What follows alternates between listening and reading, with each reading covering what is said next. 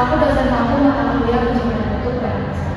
Pada presentasi kali ini, kita akan membahas terkait dengan transformasi mutu SIM-RS mengatasi kesenjangan SDM melalui edukasi terstruktur. Ini topik kali ini kita hasil review dari jurnal implementasi kebijakan mutu di Rumah Sakit Brainwave, Lubuk Pakam. Selanjutnya yaitu di sini ada pemateri kita. Yang pertama ada Anissa Nurfala selaku pemateri, lalu yang kedua ada Adela Fiani selaku pemateri, yang ketiga ada Widya Minawati, dan yang keempat ada Siti Asyikaya dan saya sendiri Anis Aminiriski sebagai moderator. Langsung saja kita ke pemateri pembahasan oleh para pemateri. Baik, yang pertama di sini saya akan menjelaskan tentang latar belakang dari penelitian yang kami analisis. Dasarnya itu dari paradoks digitalisasi rumah sakit di Indonesia atau situasi digitalisasi rumah sakit di Indonesia. Nah, berdasarkan mandat regulasi bahwa rumah sakit itu dalam Permenkes Republik Indonesia nomor 82 tahun 2013 mewajibkan setiap rumah sakit menyelenggarakan sistem informasi manajemen rumah sakit atau SIM-RS yang terintegrasi. Namun pada realita lapangannya, data Kemenkes tahun 2017 menunjukkan ribuan rumah sakit belum memiliki SIM-RS atau memilikinya namun gagal berfungsi secara optimal. Nah, kegagalan implementasi ini umumnya bukan bersumber pada infrastruktur teknologi saja, melainkan pada ketidakpastian ekosistem manusianya. Next. Apa sih akar masalah mengapa sistem SIM-RS gagal berfungsi? Yang pertama, kesenjangan kompetensi, lack of skill pemain, dan resistensi pengguna terhadap sistem operasional baru. Yang kedua yaitu karena krisis integrasi data atau mismanajemen data kesehatan yang memicu ketidakakuratan rekam medis pasien. Yang ketiga, efek domino operasional atau proses manual yang tersisa yang menyebabkan bottleneck dan antrian pasien yang membludak. Nah, tanpa SDM yang adaptif, perangkat lunak terbaik sekalipun akan berubah jadi aset menjadi liabilitas operasional. Selanjutnya akan disampaikan oleh rekannya. Lanjut, di sini ada desain intervensi yaitu program edukasi dan pengertian masyarakat. Yang pertama yaitu target audiens, petugas rekam medis dan administrasi rumah sakit.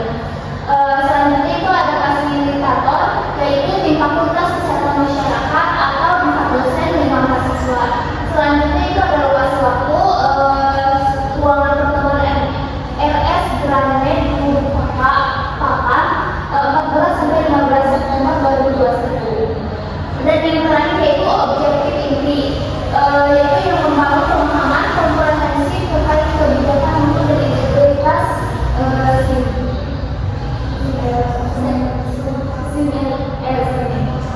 lanjut yaitu metodologi, yaitu pertama membangun kompetensi terstruktur. Yang pertama yaitu persiapan input, yaitu screening kesehatan ketat, rapid test antigen COVID-19 dan kewajiban protokol kesehatan. Dan yang kedua yaitu pretest, yaitu pengukuran baseline, pengetahuan awal menggunakan instrumen terkurung butir soal MCT.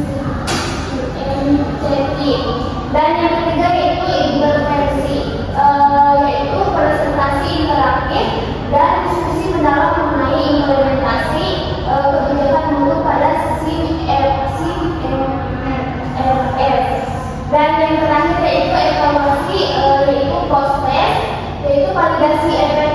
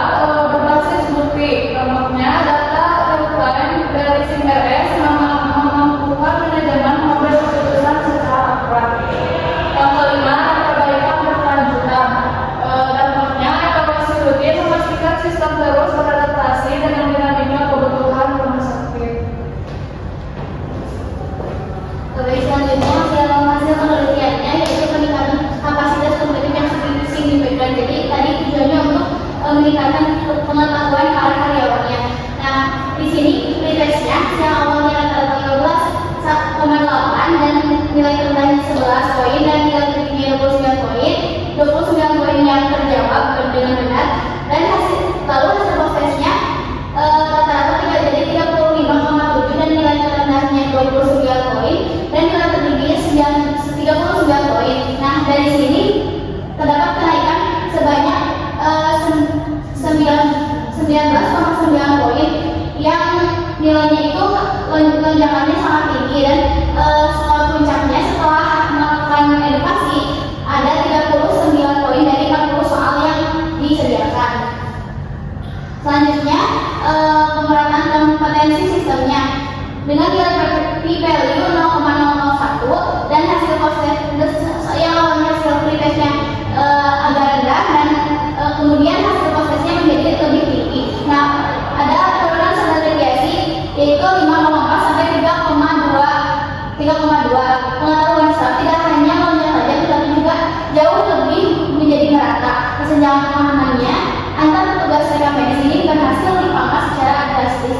Nah, validansi teruji mutlak peningkatan ini sangat signifikan dan edukasi terbukti sebagai instrumen paling efektif untuk mendongkrak pemahaman tentang CPNS. Nah, selanjutnya efek dari edukasi tersebut yaitu efek jangka panjangnya terwujudnya mutu layanan yang berkelanjutan, waktu tunggu pasien yang sudah minimal, dan budaya urusan medis yang berbasis data. Nah, lalu ada jangka menengah, efek jangka menengahnya yaitu penurunan risiko human error, efisiensi awal administrasi dan kepatuhan penuh terhadap Kemenkes. Lalu ada efek jangka pendeknya peningkatan absolut dan pemerataan pengetahuan staf dan rekam medis dan staf rekam medis yang terkait tentang kebijakan itu. Baik, saya kembali kepada rekan. Baik, selanjutnya adalah sesi diskusi. Dipersilakan untuk tidak lebih 3 batas penanya menyebutkan nama dan secara jelas. Saya persilakan.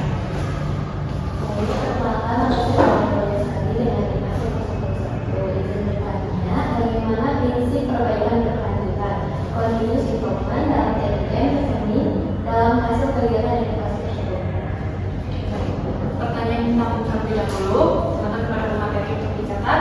Selanjutnya untuk pertanyaan yang kedua, dipersilakan ya.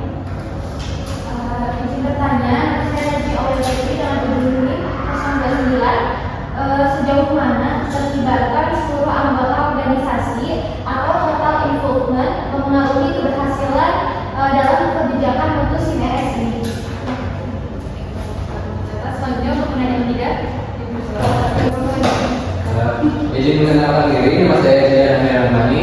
Izin bertanya untuk bagaimana kebijakan mutu CPNS mendukung prinsip pengambilan keputusan yang berbasis fakta dalam kerangka TDM.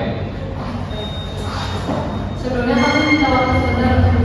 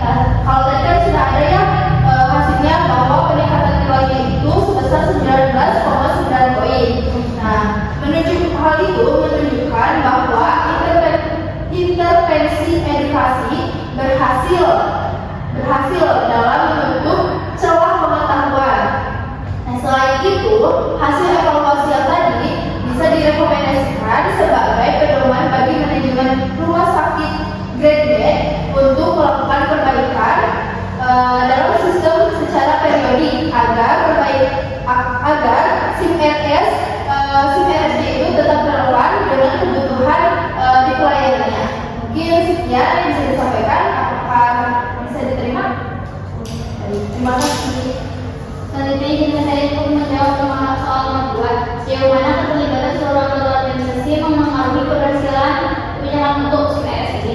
Nah, jadi jawabannya tadi menekankan bahwa musuh adalah menjauh semua orang, tidak hanya beberapa petugas saja. Nah, dalam hal ini secara regulasi juga tidak terbatas pada satu staf saja, tetapi tadi ada beberapa staf yang yaitu mencakup rekam medis dan administrasi ya.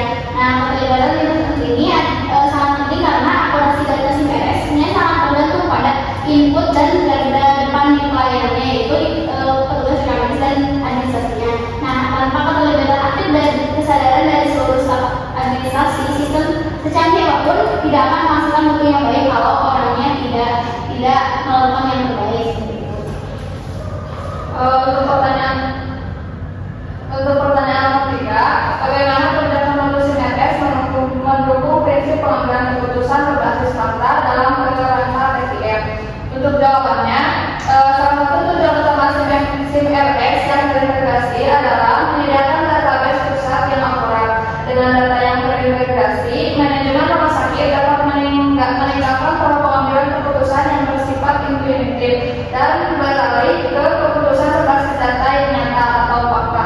Hal ini mencakup pemantauan waktu tunggu pasien secara real time hingga analisis beban kerja petugas sehingga kebijakan yang diambil lebih tepat sasaran untuk meningkatkan mutu pelayanan. Oke, baik. Kepada pertanyaan, apakah jawabannya bisa diterima? Oke, baik. Terima kasih. Untuk sesi terakhir yaitu izinkan saya menyampaikan terkait dengan kesimpulan. Pada topik kali ini, kesimpulan yang dapat kita tarik yaitu kapasitas awal staf rekam medis RSUD tergolong baik, namun edukasi terstruktur adalah katalis mutlak untuk membuka potensi penuh dari CPRS. Yang artinya penting